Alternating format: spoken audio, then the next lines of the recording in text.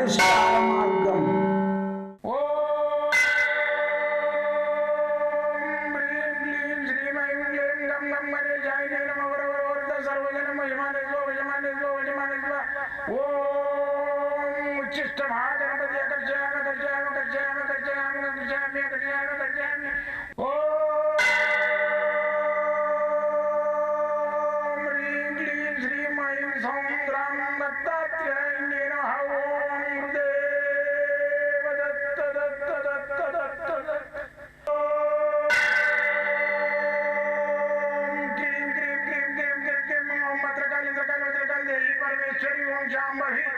सर्वदिन मोचमाने स्वजमाने स्वजमाने स्वम मत्रकाली मत्रकाली मत्रकाली देवी परमेश्वरी ओम शांभवी अकर्षयामि अकर्षयामि अकर्षयामि अकर्षयामि अकर्षयामि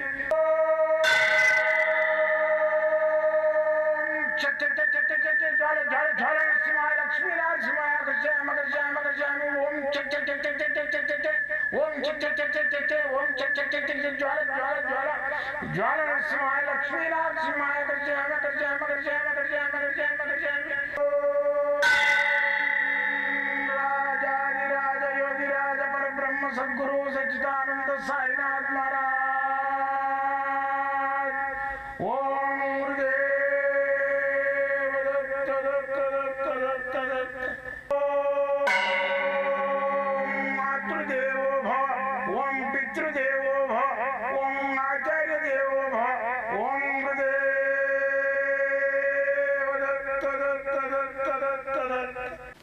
ఓం గురుదేవ దత్త దత్త దత్త దత్త దత్త దత్త.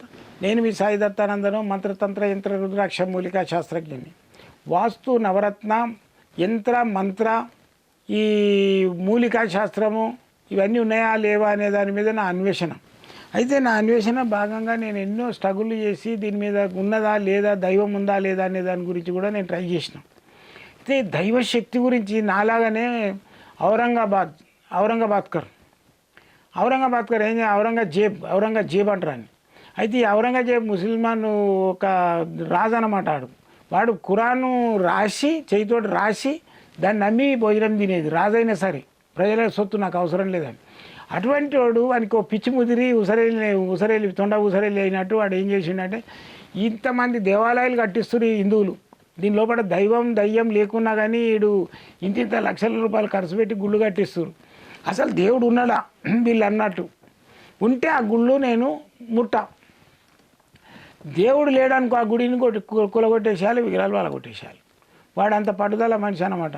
వాడు ఏం చేసిండు, చక్కగా పోయి మన అజంతా ఎల్లోరా ఉన్నాయి కదా గుహలు, అందులో 6 నెలలు తిప్పలవాడి వాళ్ళగొట్టిండు. కొన్ని ఆడు కంప్లీట్ చేయలేదు, 20% వాళ్ళగొట్టగలిగాడు. అయితే మరి ఆడు తిరుక్కుంటా ఏం చేసిండు, ఇక్కడ మా ఏరియాలో మీరు వచ్చినప్పుడు దర్శనం చేసుకోవచ్చు, చాలా పవర్ఫుల్ టెంపుల్ కర్మన్ ఘట్ట అని ఉన్నది. ఇక్కడ మేము ఇప్పుడు ఉండేది ఎల్బీనగర్ సైడ్ కదా, జర ముందుకు పోతే కర్మన్ ఘట్ట అని వస్తుంది.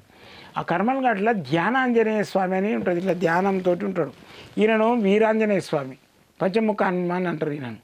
అయితే ఈ ధ్యానాంజనేయ స్వామి ఏదైతే ఉందో ఆయన టెంపుల్ ఎట్లా అక్కడ ఉన్నది ఏర్పడ్డది ఎట్లా అంటే, ఈ కాకతీయ రాజులు ఉంటారు కదా, రెడ్డి రాజులు అక్కడక్కడ వాళ్ళు వేట చేసుకొని, అంతా అడవి ఒకప్పుడు వేట చేసుకొని వస్తుంటే అక్కడ ఒక దాంట్లో పొదలల్లా రోమ్ రోమ్ రోమ్ రామ్ అని సౌండ్ వస్తుంది. ఏందిరా అని చెప్పేసి ఆ దగ్గర ఉన్న సైనికులను పోయి చూసిరాపండి ఆయన పంపిస్తే, వాళ్ళంతా సైనికులంతా వెతకంగా ముళ్ళ చెట్లల్లో ఒక విగ్రహం ఉంది. ఆ విగ్రహం నోరు తెరిచున్నది, ఇట్లా తెరిచింది అనమాట. దాంట్లోకి వెళ్ళి ఆ సౌండ్ వస్తుంది రామ్ రామ్ అని. అప్పుడు ఏం చేస్తారు ఆ రాజులు, రెడ్డి రాజులంతా, ఇది ఇక్కడ టెంపుల్ కట్టియాలని చెప్పేసి టెంపుల్ కట్టించారు. టెంపుల్ కట్టించి వాళ్ళ రాజపాలన వాళ్ళు చేసుకుంటున్నారు. అయితే వీడు ఏం చేసిండు, అన్ని గుళ్ళు కొట్టుకుంటా ఈ ఔరంగజేబు గాడు ఈ కర్మన్ ఘాట్ కూడా వచ్చిండాడు. అప్పుడు ఏదో పేరు ఆ ఏరియాకు, ఆ ఊరి పేరు, ఇది రాను ఆ కర్మన్ ఘాట్ అని ఎందుకు వచ్చిందంటే ఆడు వచ్చిన తర్వాతనే వచ్చింది, ఔరంగజేబు వచ్చిన తర్వాత.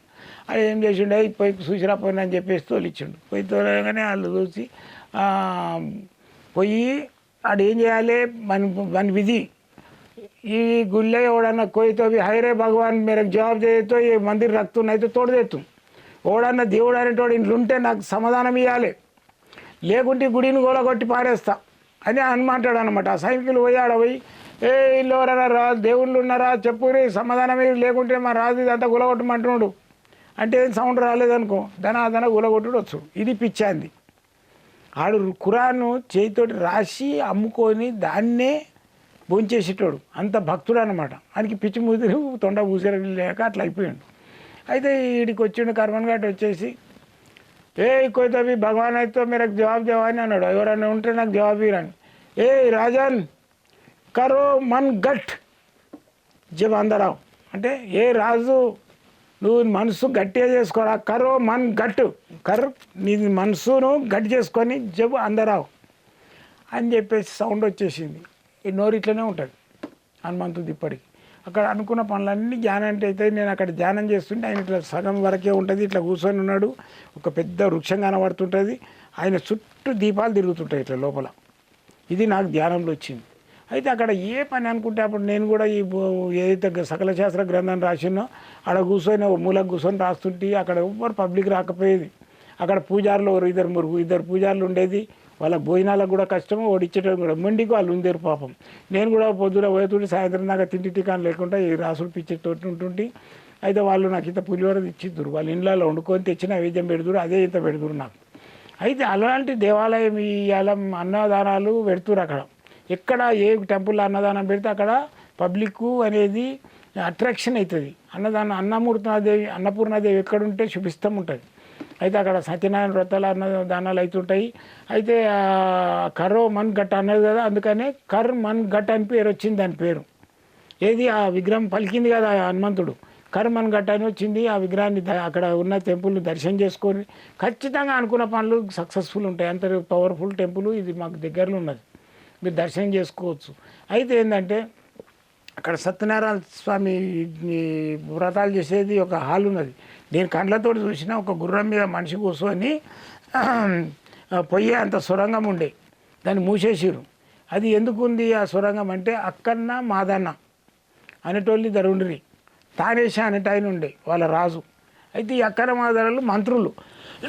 అయితే వీళ్ళు ఇక్కడ కర్మన్ ఘాట్కు దర్శనానికి వచ్చేది.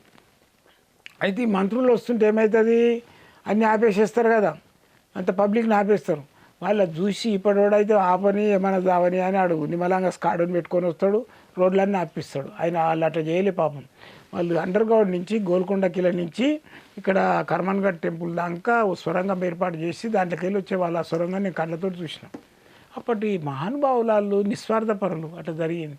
అయితే ఈ కర్మన్ ఘాట్ హనుమాన్ టెంపుల్ ఏదైతే ఉందో ఇది పంచలో విగ్రహము, ఇక్కడ పూజ చేయించినవి ఉంటాయి. మీరు కావాలనుకుంటే కూడా మీ ఇంటికి పంపించేస్తా. కర్మన్ ఘాట్ హనుమాన్కు మీరు దర్శనం చేసుకోండి, పునీతులు కాండి. మీరు నన్ను గెలవాలని అనుకుంటే మాత్రము పొద్దున 10 గంటల నుంచి సాయంత్రం 6 గంటల వరకు నేను ఆపిస్తుంటా. మీరు నాతోటి మాట్లాడాలంటే పొద్దున 7 నుంచి 9 వరకు మీకు నేను నిర్విరామంగా మాట్లాడతా. మీ లోపల ఐక్యమై మీకు ఏదైతే సమస్యలు ఉంటాయో ఆ సమస్యలకు పరిష్కారం చెప్పడానికి ప్రయత్నం చేస్తా. అయితే నా ప్రోగ్రాం మీకు నచ్చింది అనుకోండి, నా యొక్క సేవ నచ్చింది అనుకోండి, 10 మందికి షేర్ చేసి పంపించండి. మీకు ప్రాబ్లమ్స్ లేకుండా వచ్చి ఇతరులకు ఎవరికైనా ప్రాబ్లం ఉన్న వాళ్ళకు పంపించండి, షేర్ చేసి పంపించండి. వాళ్ళు ఏదన్నా ఆపతుంటే వస్తారు, చూపించుకుంటారు, బాగుపడతారు. మీకు కూడా ఆ పుణ్యంలో ఒక భాగం దక్కుతుంది. మళ్ళీ వచ్చేసి నా ప్రోగ్రాం మీకు నచ్చితే నన్ను ప్రోత్సహించాలని అనుకుంటే మాత్రం ఒక లైక్ చేయండి. మళ్ళీ వచ్చేసి మీరు సబ్స్క్రైబ్ చేయండి. ఇతరులకు 10 మందికో 15 మందికో మీకు తోచిన కాడ మీ ఫ్రెండ్స్కు షేర్ చేసి పంపించండి. జై గురుదత్త.